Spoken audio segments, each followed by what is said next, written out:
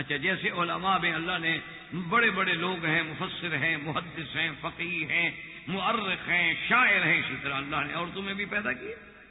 اس لیے اللہ تبارک و تعالیٰ کے دین اسلام نے جو عورت کو عزت بخشی ہے اس کے بارے میں اقوام عالم بالکل تصور بھی نہیں کرتے، سوچ ہی نہیں سکتے. اب وہ چھوٹی چھوٹی باتوں سے ہمارے نوجوانوں کے اذہان کو خراب کرتے ہیں شبہات ڈالنے پر، کیونکہ انسان کو جب ضد آ جائے نا جی، تو ضد کے اندر تو پھر اس کو ہر اچھی بات بھی بری لگتی، پھر وہ نوجوانوں کو بگاڑنے کے لیے شبہات تو ڈال سکتے ہیں، لیکن دلائل کے ساتھ، ٹھنڈے دل کے ساتھ، انصاف کے ساتھ دیکھیں کہ اللہ نے عورت کو کتنا اونچا کیا ہے. اب آپ مکہ مکرمہ میں رہتے ہیں، ایمان سے کہیں یہ مقام زمزم ہے، یہ سعی بین الصفا والمروہ ہے، یہ کیا ہے؟ آپ نے کوئی ایسی عبادت دیکھی ہے کہ جس میں یہ حکم دیا جائے کہ دوڑ لگاؤ؟ یہ کوئی ریس یعنی کہ دوڑنا جو ہے وہ بھی کوئی عبادت کا حصہ ہو؟ کبھی آپ نے کوئی تصور کیا ہے؟ وجہ کیا ہے کہ صرف ایک عورت، کتنا اللہ نے اس کو اونچا کیا ہے کہ جب اس نے قربانی دی اور سیدنا ابراہیم علیہ السلام بی بی ہاجرہ کو ان کے لخت جگر سیدنا اسماعیل علیہ السلام کے ساتھ ایک ایسے مقام پہ کہ جہاں کوئی پانی نہیں، آبادی نہیں، انسان نہیں، بالکل غیر آباد جگہ ہے، اور آگے بیوی کو بٹھا دیتے ہیں، حکم دیتے ہیں کہ یہاں رہنا ہے. ٹھیک ہے جی، بیوی اتر گئی ہے. اور اس کے بعد قرآن پاک میں بھی ذکر تفصیل آتی ہے اور احادیث میں ہے کہ بیوی صاحبہ نے اس حضرت ابراہیم کے پیچھے دوڑنا شروع کیا کہ ابراہیم علیہ السلام نے بیوی کو اتارا، بچے کو بٹھایا اور ایک مشکیدہ پانی کی اور تھوڑے سے ستو اور کچھ چنے، یہ جو کچھ کھجوریں اور یہ سامان دے کے بغیر بولے ہوئے، بغیر ودا کیے ہوئے چل پڑے. تو بیوی دوڑی بیچاری. اس نے کہا حضرت ابراہیم علیہ السلام سے کہ اللہ کے پیغمبر خلیل اللہ جا رہے ہو، کم از کم یہ تو بتلاؤ نا کہ اللہ ہمارا کا بہذا، اللہ نے حکم دیا یا میری کوئی غلطی ہے کہ ناراض ہو گئے مجھے یہاں بے آب گیا جنگل میں چھوڑ کے آپ جا رہے ہیں؟ کم از کم جواب تو دیں. لیکن ابراہیم علیہ السلام خاموش ہے. اللہ کا نبی تو نہیں بولتا جب تک اللہ اجازت نہ. تو بعض کتابوں میں ہے کہ بی بی صاحبہ حرم سے لے کر جہاں جنت المعلی کا قبرستان ہے یہاں تک پیچھے دوڑتی گئی، اور حضرت ابراہیم علیہ السلام آگے سواری پہ جا رہے اور بیوی پیچھے اکیلی دوڑ رہی، اور صرف یہ پوچھنا چاہتی ہے کہ بھی ہمیں کم از کم بات تو بتلا دو نا کہ کیوں ہمیں اتنے جنگل میں چھوڑ رہے ہو؟ اللہ امرا کا بہذا، کیا اللہ نے آپ کو حکم دیا ہے؟ تو صحیح روایات میں آتا ہے کہ سیدنا ابراہیم علیہ السلام نے فرمایا کہ نعم، ہاں مجھے اللہ نے حکم دیا ہے. بس بیوی وہیں کھڑی ہو گئی. کہا اذن لا یضیعنا حسبنا اللہ ونعم الوکیل، وہیں بس کر دو. کہا کہ ابراہیم اب ٹھیک ہے، اللہ کا حکم ہے تو پھر اللہ ہمیں ضائع نہیں کریں گے، اور وہی اللہ ہی ہمیں کافی ہے، جاؤ اب ہمیں آپ کی ضرورت ہی نہیں. لیکن آخر خلیل اللہ مقام ہے، نبی ہے، خلیل ہے اور ابو الانبیاء ہے، نبیوں کا باپ ہے جس کی نسل میں اللہ نے نبوت رکھ دی ہے. لیکن آخر اولاد ہے، بیوی ہے، اس کے حقوق ہیں. جب علیحدہ ہوتے ہیں تو اللہ کے آگے دعا کرتے ہیں کہ ربنا انی اسکنت من ذریتی بواد غیر ذی زرع عند بیتک المحرم، کہ میرا اللہ میں نے اپنے کچھ اولاد، کچھ بچے، بیوی بچے چھوڑے ہیں، اور ایسی جگہ پہ بے واد، ایسی وادی میں ہے، غیر ذی زرع، جس میں کوئی آبادی، لا انیس بہا ولا ماء، کوئی آدمی نہیں جیسے آدمی بات کر کے حوصلہ کا پکڑ لیتا. اب اللہ تبارک و تعالیٰ سے دعا کریں کہ میرا اللہ تو بھی مہربانی فرما دے، تیرے گھر کے قریب، تیرے عزت والے، حرمت والے، شان والے گھر کے قریب چھوڑ کے میں جا رہا ہوں.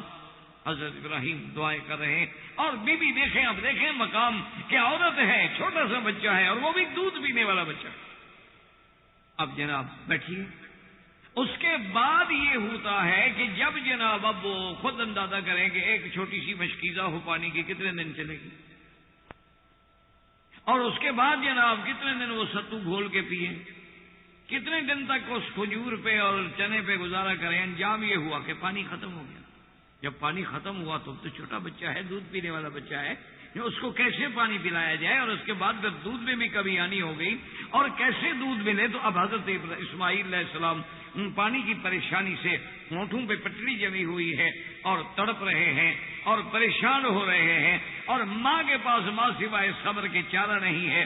آخر جب مجبور ہو گئی تو بی بی صاحبہ نے صرف یہ سوچا کہ کم از کم یہ سامنے صفا ہے، وہ مروہ پہاڑی ہے، ان پہ چڑھ کے میں ذرا اونچے ہو کے دیکھوں، شاید کسی جگہ کو اڑتے ہوئے پرندے نظر آ جائیں، اندازہ ہو کہ پانی ہے، یا اتفاق سے کوئی قافلہ گزر رہا ہو تو دور سے قافلے کے علامات نظر آ جائیں، دوڑ کے قافلے والوں سے کچھ پانی لے لوں۔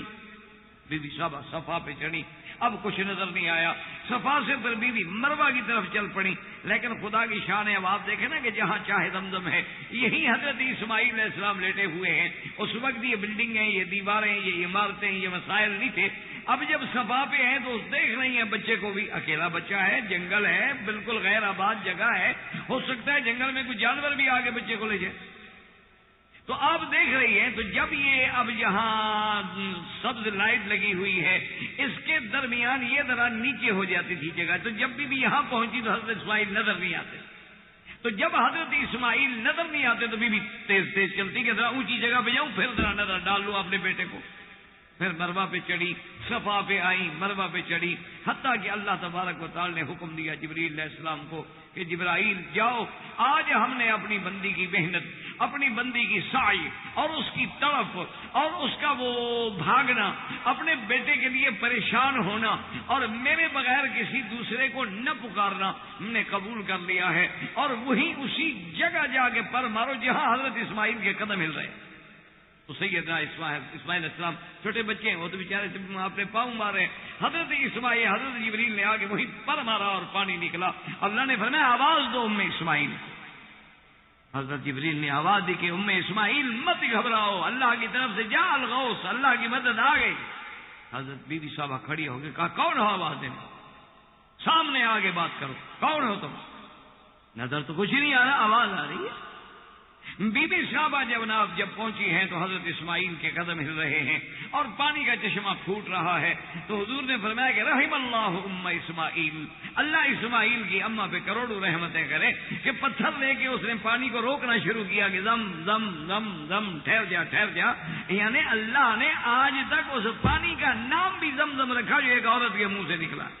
تو اللہ تبارک و تعالیٰ کی شان دیکھیں، وہ پانی رک گیا، بی بی صاحبہ وہیں بیٹھ گئی اور زمزم کا چشمہ جو ہے وہ جاری ہو گیا، اور اللہ نے ایسے پانی کا انتظام کر دیا کہ طعام طعم و شفاء سقم، کہ بیماری ہو تو زمزم، بھوک لگے زمزم، پیاس لگے زمزم۔ اچھا کوئی دعا مانگنی ہو، اللہ سے منظور ہونے میں دیر ہو رہی ہو، پہلے زمزم پی لو پھر دعا کرو۔ ماؤ زمزم لما شرب له، جس غرض کے لیے پیو، یہ نہیں کہ صرف بیماری کے لیے۔ اسی لیے حضرت بڑے بڑے محدثین آئے اور کہتے ہیں کہ حضرت سفیان جب آئے انہوں نے آ کے زمزم پیا اور زمزم پی کے کہنے لگے کہ یا اللہ، تیرے نبی کی سچی حدیث ہے کہ ماء زمزم لما شرب له، کہ زمزم کا پانی جس غرض کے لیے پیو، میرا اللہ تیرے نبی کا سچا فرمان ہے، اور میں آج تیرے گھر میں اور کنویں پہ کھڑے ہو کے زمزم پی کے صرف اس نیت سے پی رہا ہوں کہ قیامت والے دن جو گرمی ہوگی میدان محشر میں مجھے اس سے بچا لے۔ تو یہ زمزم کی نسبت۔ اب اللہ نے ایک عورت کے دوڑنے کو اتنا قبول فرما لیا کہ حکم دے دیا کہ ان الصفا والمروۃ، ان الصفا والمروۃ من شعائر اللہ۔ اللہ نے فرمایا یہ مشاعر ہیں، شاعر اللہ میں ہے کہ اللہ کا نبی آئے، اللہ کے پیغمبر آئے، صحابہ آئے، اولیاء آئے، ائمہ آئے، محدثین آئے، آؤ دوڑو۔ اس لیے جب حضور آتے ہیں تو کعبے کا طواف کر کے جا رہے ہیں، فرماتے ہیں ابدأ کما بدا به اللہ، ان الصفا والمروۃ من شعائر اللہ، کہ ہم وہیں سے شروع کر رہے ہیں جس کا ہمیں اللہ نے حکم دیا ہے۔ تو صفا مروہ جو ہے کس کی یاد ہے؟ ایک عورت کی، ام اسماعیل کی۔ ام اسماعیل ہی تو سبب بنی ہے صفا مروہ میں دوڑنے۔ اور پھر دیکھیں کہ اللہ نے عورت کو کتنی عزت و عظمت دی کہ آج مرد تو دوڑے، عورت آرام سے چل کے صفا مروہ پوری کرے۔ عورت کو دوڑنے کا حکم نہیں کہ تمہارے لیے دیکھا عورت دوڑ چکی ہے، بس وہی کافی ہے۔ یعنی مرد اگر آئے ما بین المیلین الاخضرین، اگر ان دو ستونوں کے درمیان میں تو جھپٹ کے چلے. یہ حکم نہیں کہ دوڑو جیسے لوگ دوڑ لگا دیتے ہیں, بیوقوفی ہے. معنی یہ ہے کہ جھپٹ کے چلے, جو پہلی رفتار تھی نا چلنے کی اس سے تیز کر لیں. لیکن عورت کو وہ تیز کرنے کی بھی ضرورت نہیں, کیونکہ ایک عورت دوڑ چکی ہے, فرمایا بس وہی دوڑنا کافی ہے, وہی ہمیں قبول ہو گیا, اور قیامت تک یہ ام اسماعیل کی یہ یادگار جو ہے یہ قیامت تک زندہ رہے. اللہ نے ایک عورت کو کتنا شرف دیا, یعنی آپ اندازہ فرمائیں اس کے مقام کا کہ اسلام نے اس کو کتنا اونچا کیا, اسلام نے اس کو کتنی عزت دی, عظمت دی, کہ آج بھی میں ایمان سے کہ سرکار دو عالم آئے. یہ تو نہیں ہے کہ آپ خاتم الانبیاء ہیں چلو آپ نہ دوڑیں, نا, یہ ایک ام اسماعیل کی یادگار ہے, یہ دوڑو. اسی طرح ایک عورت آتی ہے سرکار دو عالم کی خدمت میں, بلکہ ایک واقعہ حدیث میں بھی آتا ہے کہ ایک دفعہ حضرت امیر المؤمنین سیدنا عمر بن الخطاب رضی اللہ تعالی عنہ جا رہے تھے. ایک بوڑھی عورت آئی اور آ کے حضرت عمر سے باتیں شروع کی. اچھا پتہ ہے اس نے باتیں کیسی کی؟ کہتی ہے التذکر, عمر یاد ہے, او تم تو پہلے عمیر کہلاتے تھے نا, چھوٹا تھا عمیر, پھر عمیر سے عمر بن گئے, پھر عمر کے بعد یاد ہے پھر تم ہو جب اونٹ چلاتے تھے, اور پھر تم اب امیر المومنین بن گئے ہو, اب تم بادشاہ بھی بن گئے, اب تو تم عمر بن الخطاب کہلاتے ہو نا. حضرت کھڑے سن لو. اب جناب وہ باتیں کرتی جا رہی. پہلے تو یعنی اس نے ساری ہسٹری شروع کر دی نا کہ تم تو بالکل چھوٹے سے آدمی تھے, دیکھو اللہ نے کیسا بنا دیا. تو پہلے تم عمیر کہلاتے تھے, پھر تم عمر بن گئے, اب تم امیر المومنین بن گئے. تو تم ڈرو اور اللہ کے خوف سے ڈرو اور فلاں فلاں کام کرو. وہ ان کو ڈرا بھی رہی ہے, یعنی حضرت عمر کو جس کے سامنے جبلت العہم جیسے آدمی کانپنے لگے, جس کے سامنے بڑے بڑے سردار جو ہے نا جی, ان کا پیتا پانی ہو جاتا تھا کہ عمر نے نظر اٹھائی تو بس ختم ہو جاتا. لیکن ایک عورت کھڑی ہے اور ڈانٹ رہی ہے حضرت عمر, اور حضرت عمر بڑے آرام سے کھڑے ہیں, سننے کہتے ٹھیک ہے, بہت اچھا, بہت اچھا, بہت اچھا. اب جناب کافی دیر کے بعد جب وہ عورت ہٹی تو ساتھیوں نے کہا حضرت یہ کون عورت ہے, اس کے لیے آپ کھڑے ہو گئے. فرمانے لگے واللہ خدا کی قسم ہے, اگر یہ عورت 3 دن بھی عمر کے ساتھ اسی طرح باتیں کرتی رہتی تو نماز پڑھ کے میں پھر کھڑا ہو جاتا. میں کیسے ہٹ سکتا تھا؟ یہ تو وہ عورت ہے جس کے لیے اللہ نے قرآن اتار دیا ہے, تو عمر, اللہ نے اس کی درخواست سن لی, عمر نہ سنے, کیا کہہ رہے؟ آپ نے صحابہ سے فرمایا ما تعرفون هذه خولة بن صالبہ, یہ تو بی بی خولہ ہے, الذی سمع اللہ, جس کی درخواست اللہ نے سنی تھی, اس کی درخواست عمر نہ سنے. خدا کی قسم ہے 3 دن بھی اگر یہ میرے ساتھ کھڑے ہو کے باتیں کرتی رہتی ہوں, کھڑا رہتا.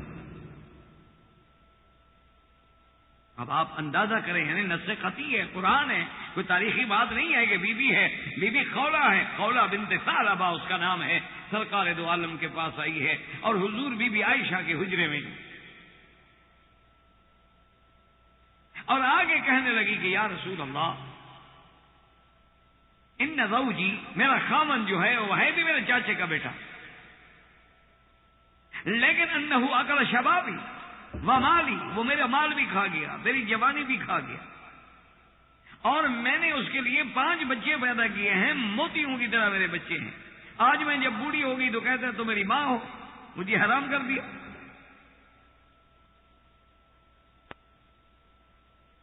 اور زمانے جاہلیت میں یہ قاعدہ تھا کہ اگر کوئی آدمی اپنی عورت کو کہہ دے کہ انت علیہ کا ظہر امی, تم میرے لیے ایسے ہو جیسے میری ماں ہے, تو وہ ہمیشہ کے لیے حرام ہو جاتی تھی, تحریم مؤبد, یعنی پھر وہ کسی طرح حلال ہو کے خاوند کے گھر آ ہی نہیں سکتی. اور یہ بات صرف یہ نہیں ہوتی کہ ماں کہہ دے, بہن کہہ دے, بیٹی کہہ دے. تو اس نے کہا کہ یا رسول اللہ, اس نے مجھے ماں کہہ دیا ہے, کہہ دی انت علیہ کا ظہر امی, زہار کر دیا, تو میں کہاں جاؤں؟ اچھا میں بوڑھی عورت ہوں, اب اگر وہ حرام ہو گئی دوسرے کون, میرے ساتھ کون شادی کرے گا؟ حضور صلی اللہ علیہ وسلم نے سنا اور فرمایا خولہ ما نزلت فیک شیئا, تمہارے بارے میں کوئی حکم اللہ کے قرآن میں نہیں ہے, تو جب تک اللہ کے قرآن میں کوئی حکم نہ ہو میں فیصلہ کیسے کروں؟ تو بی بی صاحبہ جناب غصے میں آ کہتی ہے اچھا یا محمد صلی اللہ علیہ وسلم اللہ کے قرآن میں سارے مسئلے ہیں بس میرا مسئلہ نہیں، باقی تو سارے مسئلے آپ کے قرآن میں موجود ہیں، صرف میری بات قرآن میں کیوں؟ بی بی حضور نے فرمایا بی بی کیوں غصہ کرتی ہو؟ ما نزلت فیک شیئن، تیرے مسئلے میں کوئی حکم نازل نہیں ہوا ہے۔ کہتی اچھا محمد مصطفیٰ صلی اللہ علیہ وسلم آپ نے بھی میری فریاد نہیں سنی، آپ نے بھی میری درخواست نہیں سنی، اشتکی اللہ، میں ابھی اللہ کے پاس جا رہی ہوں شکایت کرنے۔ اللہ کی بندی میں نے کیا نہیں سنی آپ کی درخواست؟ ابھی وہ بی جناب گھر سے باہر نکلی اور اللہ کا قرآن آ گیا جبریل کہ قد سمع اللہ قول التی تجادلک فی زوجہا وتشتکی الی اللہ واللہ یسمع تحاورکما۔ اللہ نے قرآن نازل کر دیا، اللہ نے فرمایا محمد مصطفیٰ ہم نے سن لیا ہے اس عورت کا جھگڑا جو آپ سے جھگڑ رہی تھی اور اپنے خاوند کی شکایت کر رہی تھی، ہم نے سن لیا، ہم نے اس کی پوری گفتگو سن لی ہے اور ہم نے اس کا مسئلہ حل کر دیا۔ حضور نے فرمایا کھولا بیٹھو تیرے بارے میں بھی قرآن آ گیا، یعنی اندازہ کریں یہ مقام ہے ایک عورت کا کہ اس کو تکلیف پہنچتی ہے، وہ درخواست لاتی ہے، اللہ عرش سے قرآن بھیج دیتی ہے۔ کیا آج بھی دنیا کا کوئی مذہب یہ ثابت کر سکتا ہے کہ جناب ان کے ہاں کسی عورت کو تکلیف ہوئی تو ان کے لیے کوئی کتاب آ گئی، ان کے لیے کوئی دیوی دیوتا کا فرمان نازل ہو گیا، کوئی قید آ گیا، ان کے لیے کوئی انجیل میں آیت اتر آئی، زبور میں؟ کسی دنیا کا کوئی مذہب عورت کا وہ مقام پیش نہیں کر سکتا جو اسلام نے اس کو دیا۔ اللہ کا قرآن آ گیا، حضور نے فرمایا کہ تمہارا چاچے کا بیٹا جو ہے نا، تو اب اللہ نے فیصلہ کیا ہے اس کی یہ ہے کہ تم اس کے لیے حلال ہو سکتی ہو، تم پھر ہمیشہ کے لیے محبت تحریم نہیں ہوگی، کیونکہ حقیقی ماں حقیقی ہوتی ہے، منہ بولنے سے کوئی ماں تھوڑی بن جاتی ہے، لیکن سزا کے لیے اللہ نے کفارہ رکھا ہے، یہ تو نہیں کہ روزانہ لوگ غصے میں آئے اور عورتوں کو ماں کہتے رہیں۔ اس نے پوچھا حضور وہ کیا کفارہ ہے؟ فرمایا عتق رقبۃ۔ اور ایک روایت میں ہے کہ حضور نے اس کے شوہر کو بھی بلایا، کہا کہ تم نے ایسا کہا ہے؟ تو کہا یا رسول اللہ کہا تو ہے۔ کال بھر میں پھر کفارے کا حکم دیا ہے اللہ نے، کفارہ ادا کرو، بیوی تمہاری بیوی ہے، حلال ہے تمہارے نہیں۔ انہوں نے کہا کہ یا رسول اللہ وہ کیا کفارہ ہے؟ اب دیکھیں یہ کفارہ کیوں رکھا گیا کہ تم نے عورت پر ایک غلط لفظ کیوں استعمال کیا؟ حضرت قرآن کو سوچیں سمجھیں کہ یہ کفارہ زہار جو اللہ نے رکھا ہے کہ اگر کوئی آدمی اپنی بیوی کو اپنے اوپر حرام کر دے، زہار کر لے، تو کفارہ دے کہ اس نے اپنی بیوی کو ایسا غلط لفظ کیوں کہا ہے؟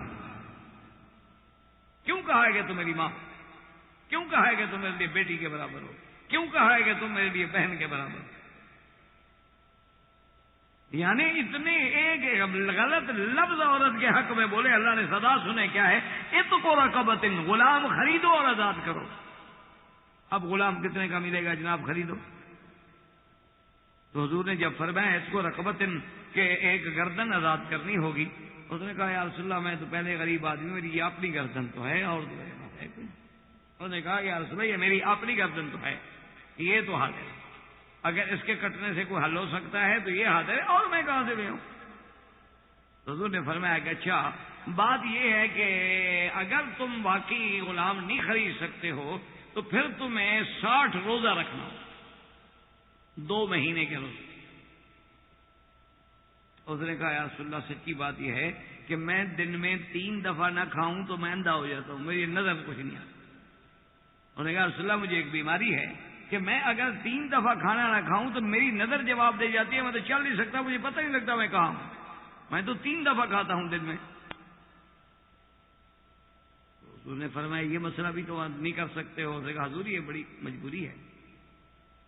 تو حضور نے کہا اچھا اب آخری شکل یہ ہے کہ 60 مسکینوں کو کھانا کھلاؤ، 2 ٹائم کا کھانا جو ہے 60 مسکینوں کو، چاہے 60 انسانوں کو بلا کے ایک وقت کھلا دو یا ایک ایک کو دے دو، یا اس کا مطلب یہ ہے جو کھانے کا معاوضہ ہے بدل ہے وہ دے دیں۔ اس نے کہا یا رسول اللہ بات یہ ہے کہ مدینہ منورہ کے جس محلے میں رہتا ہوں نا، مجھ سے زیادہ غریب ہے ہی کوئی نہیں، تو وہ 60 مسکینوں کو کھانا کہاں سے؟ حضور نے فرمایا اچھا انا سنعینک کہ بھئی بات یہ ہے کہ باقی تم غریب ہو، میں بھی جانتا ہوں، ہم تمہاری مدد کریں گے، چلو ہم ایسا. اسی لیے صحابہ کہتے ہیں خدا کی قسم ہماری تمنا ہوتی تھی کہ حضور